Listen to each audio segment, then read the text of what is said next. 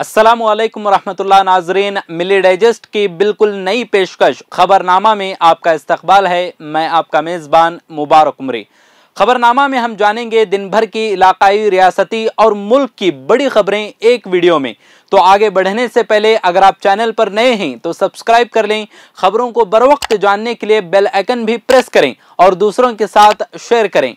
अब रुख करते हैं खबरों की तरफ।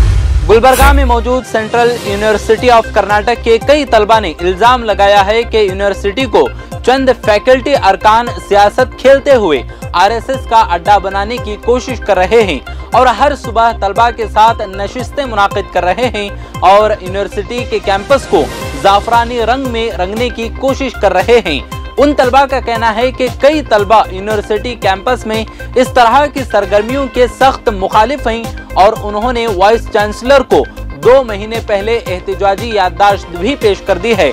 उस याददाश्त में कहा गया है कि हमें यूनिवर्सिटी के बाहर हिंदुत्व सरगर्मियों पर कोई एतराज नहीं है, लेकिन उन्होंने गुज़िश्ता महीना आरएसएस के एक नेशनल लीडर को यूनिवर्सिटी कैंपस में बुलाकर यूनिवर्सिटी में आरएसएस यूनिट कायम करने के लिए कहा था। इस तरह ये चंद फैकल्टी मेंबर्स और कुछ तलबा मिलकर यूनिवर्सिटी में ये खौफ पैदा कर रहे हैं कि अगर उन्होंने इस सरगर्मियों की मुखालफत की तो उस सूरत में उन्हें कॉलेज से निकाल दिया जाएगा। इस यूनिवर्सिटी में इस तरह की सरगर्मियां 1 साल पहले शुरू हुई हैं, जबकि मौजूदा वाइस चांसलर ने अपने ओहदे का जायजा लिया था। एक तालिबे इल्म का कहना था कि अगर उसकी शनाख्त जाहिर हो गई तो उस सूरत में यूनिवर्सिटी उसके पीएचडी मुकम्मल होने पर रोक लगा देगी। इस ताल्लुक से वाइस चांसलर बटोस्तिया नारायण ने अपने बयान में तमाम इल्जामात की तरदीद करते हुए कहा कि जब तक उनकी कारकर्दगी मुतासिर नहीं होती वो इस मामले में इंटरफियर नहीं करेंगे। अगर आरएसएस एक बैन तंजीम है तो उस सूरत में पुलिस को इस मामले में कार्रवाई करने दीजिए। बेंगलुरु यूनिवर्सिटी में मंदिर की तामीर के खिलाफ तलबा 3 दिन से एहतजाज कर रहे हैं। बेंगलुरु यूनिवर्सिटी के तलबा ने इल्जाम लगाया कि हुक्मरान बीजेपी कैंपस के अंदर गणेश मंदिर की तामीर की इजाजत देकर यूनिवर्सिटी को जाफराने की कोशिश कर रही है। ये मसला उस वक्त संगीन हुआ जब यूनिवर्सिटी के ओहदेदारान ने एहतिजाजी तलबा के खिलाफ पुलिस में शिकायत दर्ज करवाई। बेंगलुरु यूनिवर्सिटी के वाइस चांसलर ने कहा कि मंदिर तामीर करने का फैसला उनके दौर में नहीं लिया गया, बल्कि ये फैसला उनसे पहले लिया गया और अब तामीर का काम शुरू हो चुका है, इसलिए स्टूडेंट्स मंदिर के मामले पर एहतिजाज नहीं कर सकते। लेकिन शेट्टी ने तलबा के एहतिजाज की वजह से मंदिर की तामीर रोक देने की हिदायत दी है। उत्तराखंड वक्फ बोर्ड की जानिब से जल्द ही रियासत भर में अपनी जायदादों पर गैर कानूनी तामीरों को मुनाहदिम करने की इत्तला मिली है। इस इत्तला के साथ ही कर्नाटक वक्फ बोर्ड से सवाल पूछे जा रहे हैं कि क्या इस तरह का जुर्रतमंदाना कदम कर्नाटक वक्फ बोर्ड उठा सकता है।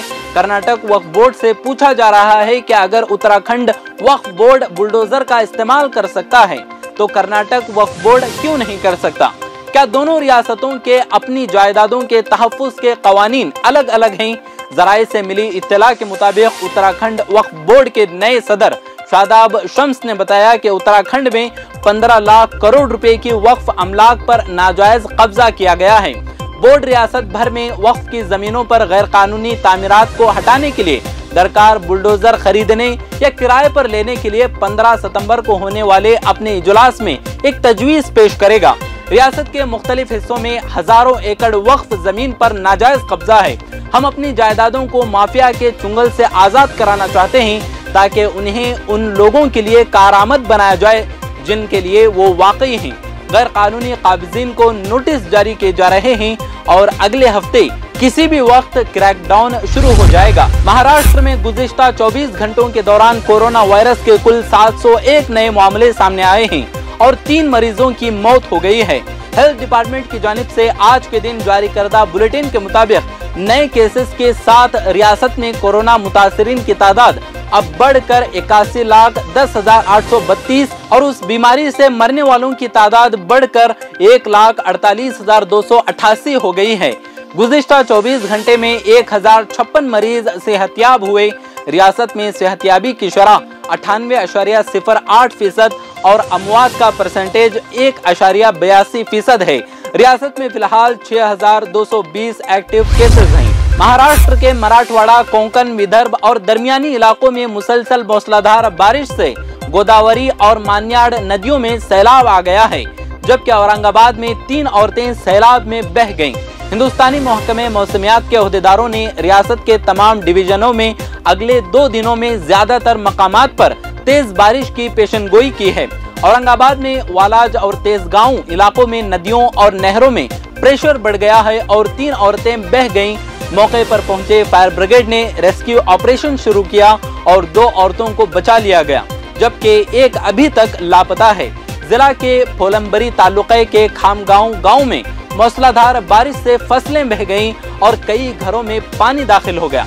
औरंगाबाद के करीब तारीखी हरसोल झील में भी पानी बढ़ गया है। सिविल इंतजामिया ने खाम नदी के करीब रहने वाले लोगों से कहा है कि वो जगह खाली करने के लिए तैयार रहें। All India Muslim personal law board ने कहा है कि बाज़ रियासती हुकूमतों की जानिब से दीनी मदारिस के सर्वे का जो शोशा छोड़ा गया है, वो दरअसल मदारिस को बदनाम करने, वतनी भाइयों के दरमियान उन्हें मशकूक बनाने की एक घिनौनी और नापाक साजिश है।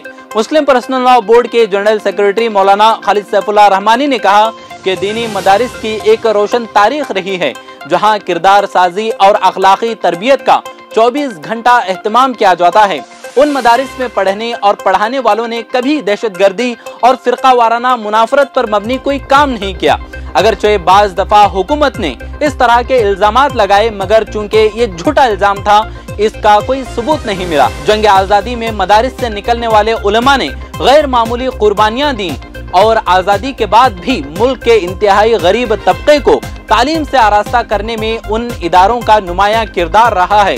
इसलिए बोर्ड हुकूमत से मुतालबा करता है कि वो अपने इस इरादे से बाज आए और अगर किसी जायज जरूरत के तहत सर्वे कराया जाता है तो सिर्फ मदारिस को खास न किया जाए, बल्कि तमाम कौमों के मजहबी और गैर मजहबी इदारों का एक मुकम्मल मुकर्ररा उसूल के तहत सर्वे किया जाए, बल्कि इसमें सरकारी इदारों को भी शामिल रखा जाए कि हुकूमत ने तालीमी इदारों के इंफ्रास्ट्रक्चर के सिलसिले में जो ज़ाबिता मुकर्रर किया है, खुद सरकारी इदारे उसे किस हद तक पूरा कर रहे हैं। मौलाना खालिद रहमानी ने कहा कि सिर्फ दीनी मदारिस का सर्वे मुसलमानों को रुस्वा करने की कोशिश है और कतन नाकाबिल कबूल है और पूरी मिल्लत इस्लामिया इसको मुस्तरद करती है। बिल्किस बानो के गैंगरेप और उनके कुंबे के कई अफराद के कत्ल मामले में कसूरवार 11 मुजरिमों की रिहाई को चैलेंज करने वाली अर्जियों पर सुप्रीम कोर्ट ने गुजरात हुकूमत को जवाब दाखिल करने के लिए 2 हफ्ते का वक्त दिया है।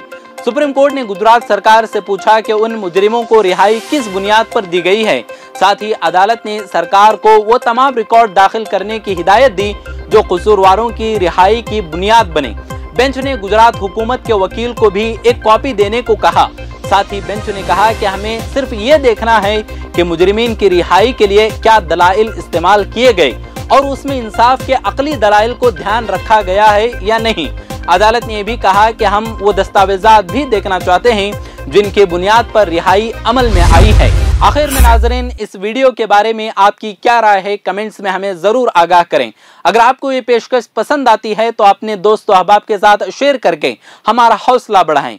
मिलते हैं अगली वीडियो में, तब तक खुश रहें, आबाद रहें। अगर आपने चैनल को सब्सक्राइब नहीं किया है तो ज़रूर सब्सक्राइब करें, बेल आइकन भी प्रेस करें ताकि खबरें आप तक बर वक्त पहुँच सकें। मजीद अपडेट्स के लिए आप व्हाट्सएप ग्रुप भी ज्वाइन कर सकते हैं, लिंक डिस्क्रिप्शन में मौजूद है।